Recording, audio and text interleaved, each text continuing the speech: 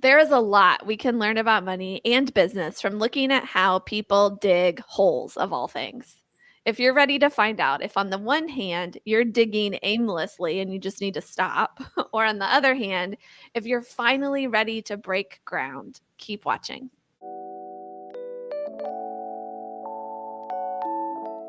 We're Brandon and Amanda Neely, and we're on a mission to filter all the financial noise out there and help you find your still center and move forward in power. Money doesn't have to be chaos, it doesn't have to be confusing, haphazard, make you anxious, overwhelming, or even stressful. Welcome to where you can find some serenity around your financial path. Be sure to like this video and subscribe to our channel for more of that. Now, let's talk about holes for a second. My dad was in the construction industry. He was even at home, he was always tinkering and doing things. And he introduced me to this tool as a child that he called a post hole digger. I don't even know if that's the right name for it. That's just what he called it. I remember And him saying that. Yeah. yeah. And if you're not familiar with post hole diggers, or if that's not really the real word for them, this tool has this circular bottom to it that lets you dig a circular hole into the ground just big enough to put a pole into.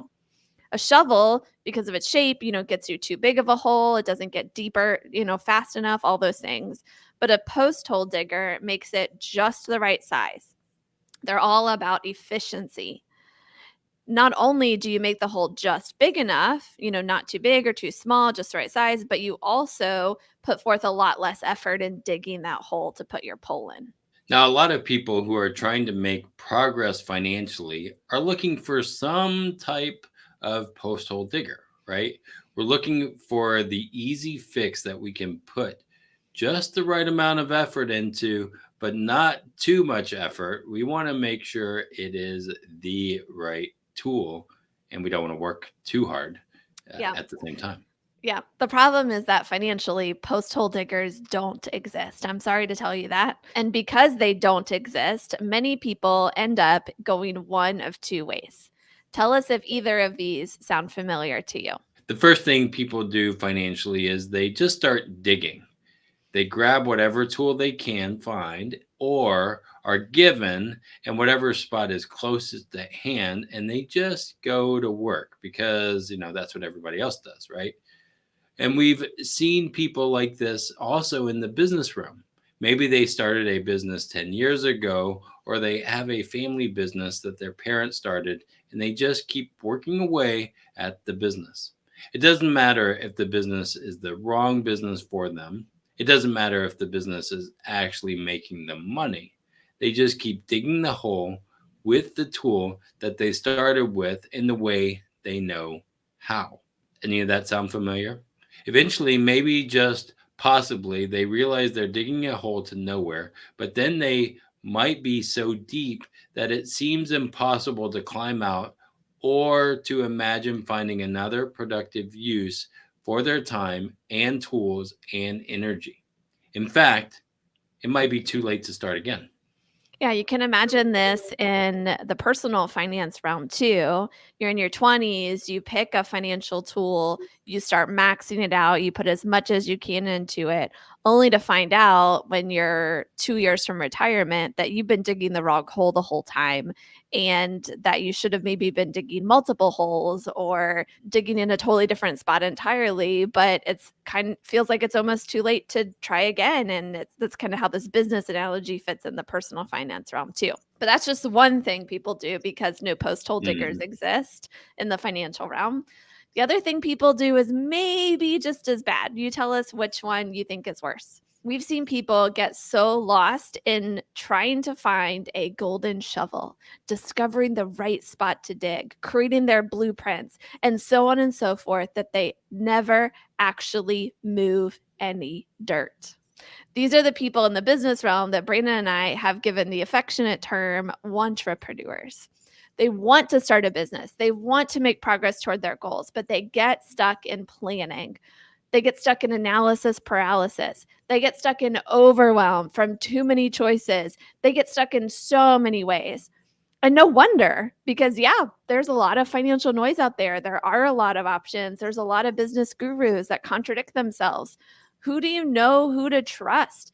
And how do you know if you're doing it right? Do either of those sound familiar?